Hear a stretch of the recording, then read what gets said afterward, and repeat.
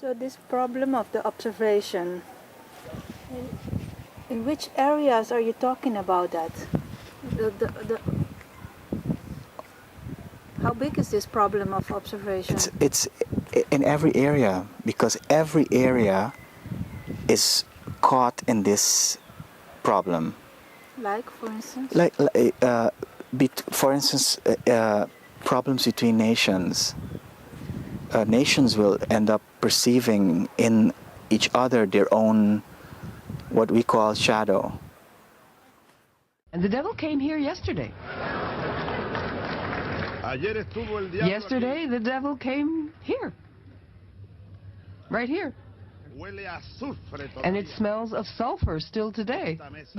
And their terrorist allies constitute an axis of evil. I think that if not more people try to reflect and take back their projections and take the opposites within themselves, there will be a total destruction.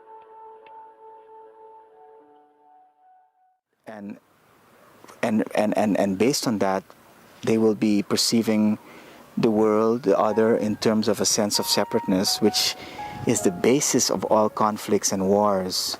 And we're not aware of that. So in every area, interpersonally, internationally, but in science is amassing knowledge based on that sense of separateness, which is the illusion. The Western world is still building knowledge based on that problem of observation. So the whole of Western medicine and technology is actually a lie, because it's based on a wrong sense of reality, a wrong conception of reality. This first got established in physics. How did they find out about the observation problem? Well, basically only in quantum physics we really started to state this consciously, where we started to realize that it's impossible to separate the observer from the observed. That the moment the observer enters the situation is changed by the very observer. This is the way this awareness entered physics. What they taught us in school isn't really the way it is, and that our senses are playing tricks on us. You just gotta wonder, what is this reality that we find ourselves in? Quantum physics says it's all just waves of information. Do I believe that? I hope so. But in Jungian psychology, we were a long time aware of this, and that is that you do not perceive the world, but you perceive your own interpretations of the world and your own projections. And that posed a serious problem that most of science and other areas of Western culture is still in denial of. So when we acknowledge that problem of observation and we move on, given that understanding, then we realize that basically the sensorial way of observing is basically shielding us off of what reality really is. And then we find that, okay, so what lies beyond that veil?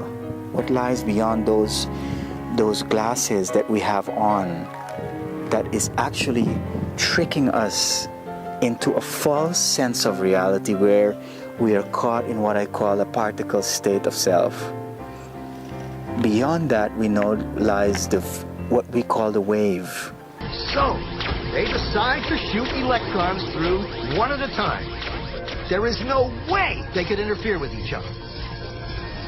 But after an hour of this, the same interference pattern is seen to emerge. The conclusion is inescapable. The single electron leaves as a particle, becomes a wave of potentials, goes through both slits, and interferes with itself to hit the wall like a particle. But mathematically, it's even stranger. It goes through both slits and it goes through neither. and it goes through just one, and it goes through just the other. All of these possibilities are in superposition with each other. But physicists were completely baffled by this. So they decided to peek and see which slit it actually goes through. They put a measuring device by one slit to see which one it went through and let it fly. But the quantum world is far more mysterious than they could have imagined. When they observed, the electron went back to behaving like a little marble. It produced a pattern of two bands, not an interference pattern of many. The very act of measuring or observing which slit it went through meant it only went through one, not both. The electron decided to act differently, as though it was aware it was being watched. And it was here that physicists stepped forever into the strange netherworld of quantum events. What is matter? Marbles or waves? And waves of what? And what does an observer have to do with any of this? The observer collapsed the wave function simply by observing.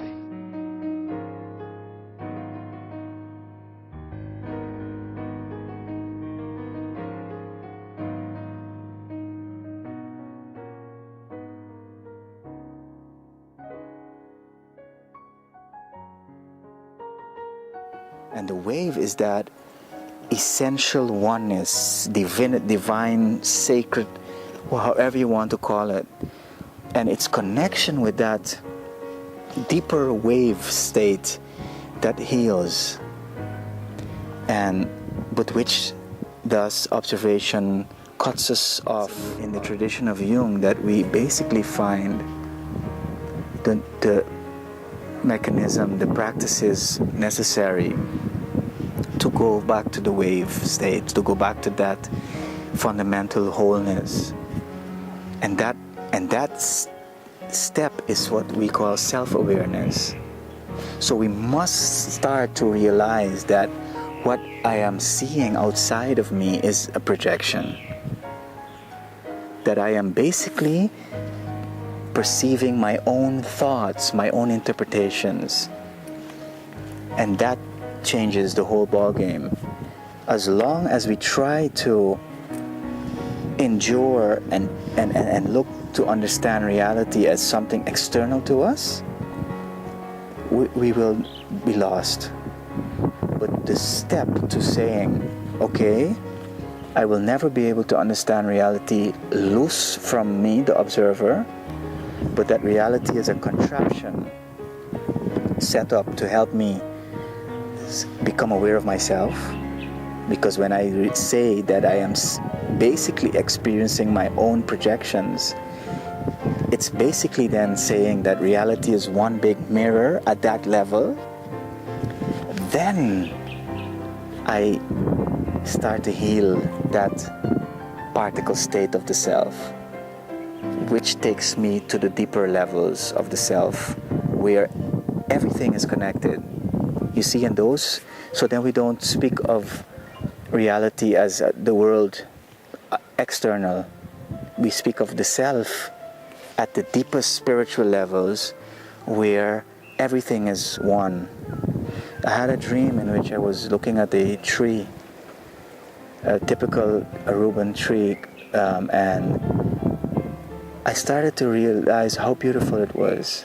I really just started to see its beauty, and all of a sudden in the dream, the tree started to move, and the trees actually started to bend toward me and started to caress my face. And that is actually the way nature would behave if we were to reconnect to that deeper level, where I am the tree. And nature is actually wired in that way, in terms of what we call divine interconnectedness. But when we fall into this observation illusion, we disconnect from that divine interconnectedness, and then nature will behave the way we are perceiving it.